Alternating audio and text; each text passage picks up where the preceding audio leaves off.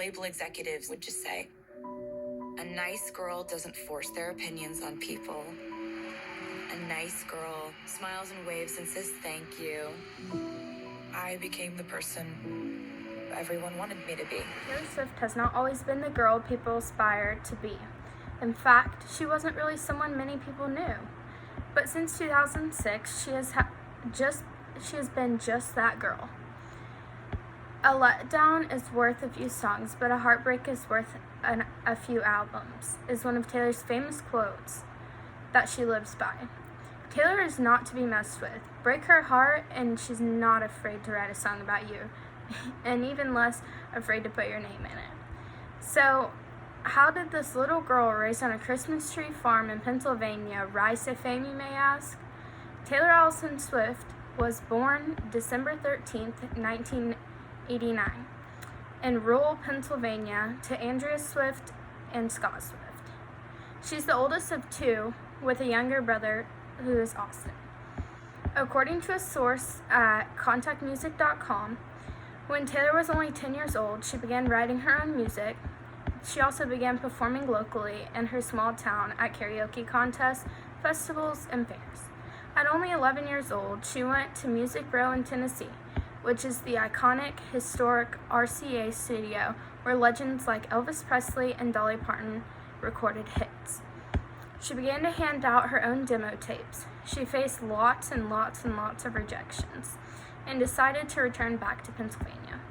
When returning back to Pennsylvania, she was surprisingly invited to sing the national anthem at the U.S. Open. Her family decided in order for her to succeed and grow and make it big, they needed to move to Nashville with the hopes to kick off Swift's career. She had performed at Bluebird Cafe a few times, but for one night in particular, caught the eye of the owner of the music label Big Machine Records, Scott Borrecha. After meeting and deciding to sign with him, her career took off. In 2006, Taylor Swift released her debut album, and surprisingly, for no one ever having heard of her, or let alone the music label, since it was new, the album released at number 19 in the Billboard 200 album chart. And in the first week of release, 60,000 copies were sold.